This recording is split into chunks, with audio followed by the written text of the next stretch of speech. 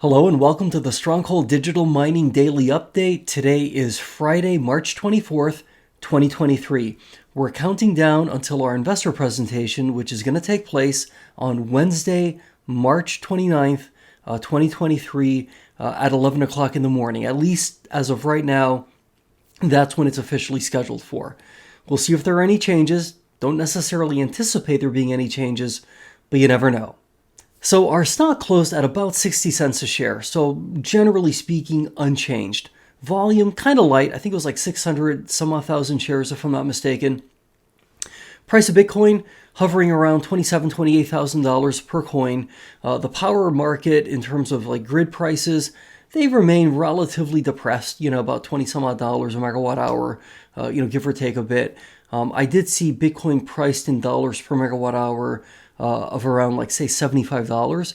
So assuming we're producing power or energy or electricity right at our power plants, Scrubgrass out in western Pennsylvania and Panther Creek in eastern Pennsylvania, and let's assume we're producing that power for a net cost of about say $50 a megawatt hour, we have a really nice spread, right, between the $50 that it costs us to produce the electricity and the $75 that we can sell it for when we mine Bitcoin. So in that regard, things are great.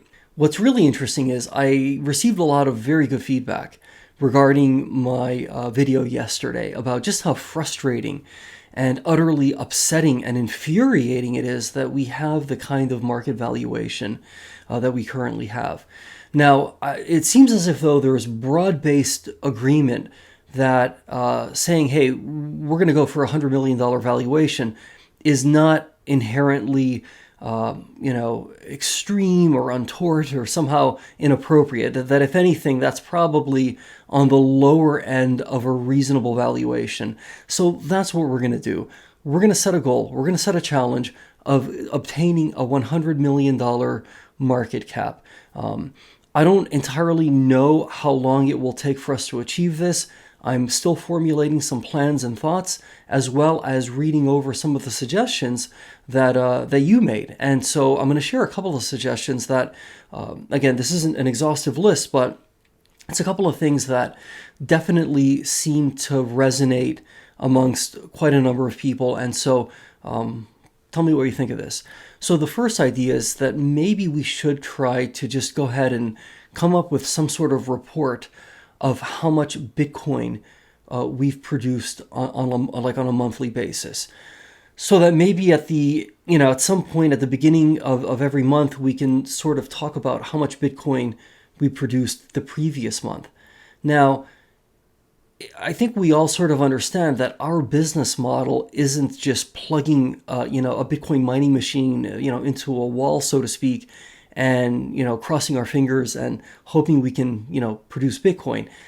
We have a much more, multivariate, type of business that allows us to make money a couple of other ways, right? It's not just about Bitcoin mining. That being said, it may not necessarily hurt, and this is, I think, a very fair suggestion.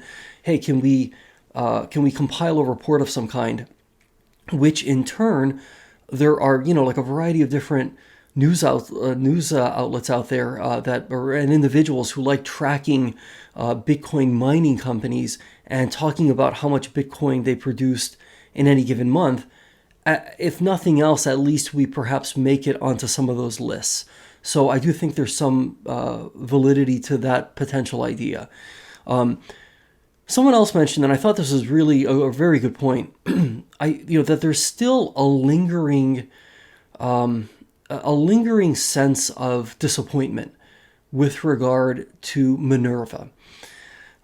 And that there's a perception out there, be it fair or unfair, that our management team, somehow the perception might be that things could have been handled differently. Maybe there's a sense that there were missteps. I can only speak for myself in sharing what my observations are. At this point, I do believe MinerVa is largely in our rearview mirror. 85% of that contract at this point has been fulfilled, for lack of a more precise way to describe it, be it through refunds, be it through MinerVa mining machines themselves, or by providing us, right, with third-party mining machines that are, of equivalent value, stuff like that. Would it have made sense for Stronghold Digital Mining to have engaged in litigation with MinerVa? From my perspective, I think the minute litigation begins, usually then there's a breakdown in any sort of direct communication, and oftentimes you're pretty much guaranteeing that there really may not necessarily be the kind of result that you're looking for. Now, there is a school of thought, and I get this perspective, right, where sometimes litigation, it's less about the litigation, it's just more about getting the other party's attention and basically saying, hey, we should start talking. But in this instance, from everything I've been able to read and discern, the lines of communication between Stronghold Digital Mining and MinerVa, were always there. I am deeply appreciative that MinerVa has, to the best of their ability, attempted to fulfill their end of the bargain. And I think that the carrot versus stick approach has served us well. Now, I also acknowledge that, market perception can sometimes be formulated very quickly, right? And clearly, early on there, I think a lot of people were concerned, hey, does this company even exist? Meaning, MinerVa. There were questions as to the judgment, right? Insofar as entering into a deal with a relatively lesser known Bitcoin mining company. But, the decisions that were made at the time that they were made, right, given all the facts and information at that time, I think there were some persuasive arguments for why it would have made sense to have done business with MinerVa. But at this juncture, that, from my perspective, is really like old news in many ways. But I also acknowledge that for a lot of people who have been involved in the Stronghold Digital Mining story, right, since the IPO, that really, when it was disclosed that, hey, MinerVa's not going to really be coming through with what they agreed to come through with, at least not in the timetable that we all anticipated, the stock took a pretty significant drop. And so there could still be, right, that sense that, hey, what, Stronghold may not really be sure of what they're doing, and best not to invest in them. Okay, so we need to overcome that. It's not going to be an overnight process. I do think that as we move closer and closer to what will hopefully be a 100% resolution of that MinerVa contract, I think we get closer to the day where we can say, hey, you know what? You have to sometimes take a swing, and sometimes deals work out, sometimes they don't work out. I think this deal has worked out in a really good way, or at least certainly far better than it could have turned out. So be that as it may, that's another factor that we may need to do some more work with regard to, the whole MinerVa thing. But again, I think there's a lot of positive momentum towards saying, hey, you know what? This deal is slowly but surely working out, and hopefully we get to a point where it's completely in our history. The final kind of suggestion is that, hey, maybe the way in which we're presenting some of these numbers when we come out with like an 8K or like a press release, that, that maybe there's a way to sort of emphasize the numbers that and sort of the operational data that we want to really sort of like lead off with, right? The stuff that kind of like matters most. Because otherwise, let me give the example. So like in this most recent Q4 2022 financial update, we experienced an accounting loss of $48 million. So I, of course, right, emphasized, rightly so, our revenue and what our adjusted EBITDA happened to be. Now, granted, adjusted EBITDA, you get into like accounting rules and, what's non-GAAP versus GAAP, and you could kind of go down that rabbit hole, but the thing is, right, for a lot of people, understandably, and I've seen this myself, just interacting with, just interacting with a lot of shareholders, that when you see something like, hey, we lost $48 million, that's a very jarring number. And I do attempt to emphasize, well, you have to bear in mind, like, this isn't all like cash going out the window. It's not like, oh my gosh, we literally had to somehow pay out $48 million. No, a lot of this has to do with impairments and, depreciation, amortization. There's just a lot of accounting,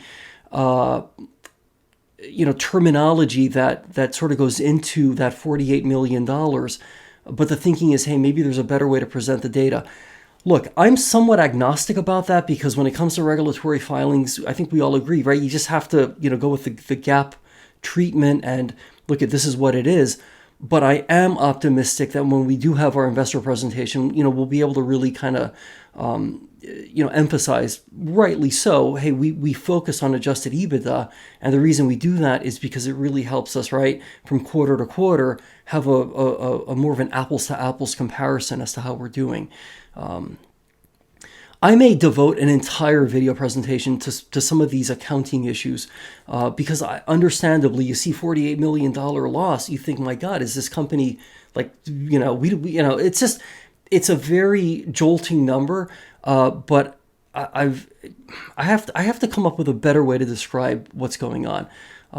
It's sort of like a paper loss, not an actual, we had to write like checks that totaled $48 million, if that makes sense. But anyway, so that's like the third comment, that, hey, maybe there's a way to sort of present these financial details in a way that's a bit more consumer friendly, so to speak. Okay. It's been a long week. This has been a very interesting week, to say the least. I'm going to be meeting with Tim, our friend Tim, our fellow Pennsylvania shareholder Tim, tomorrow evening. We are planning to do a virtual shareholder meetup at the very end of March. We're still figuring out some of the logistics regarding that. We are probably going to try to do a live, sort of like a live meetup as a test tomorrow evening, maybe sometime around 7:30 Eastern time, based, I don't know, like Eastern. I'm not sure if that would be UTC -5. Yeah, basically New York City time, okay, or Philadelphia time, maybe more appropriately. So we're going to do some experimentation, and we're going to just have a little meetup between the two of us. But then the goal is at the end of next week to try to like invite you to join us, and we can perhaps have a more robust discussion about a variety of different things. And plus, by then, we'll have had our investor presentation, so we'll have a lot more to talk about and a lot more to kind of go over. So, so if you happen to be around tomorrow evening, around 7:30 Eastern time, there's a good chance you may see us go live on YouTube, and we'll, try to like figure some things out, just so that when we do the actual meetup, it's, we're not struggling so much with technical issues. Okay, that's going to be it for this evening. Today's day 24. Tomorrow's going to be day 25. The investor presentation's on March 29th, so it's coming up. I'll see you tomorrow.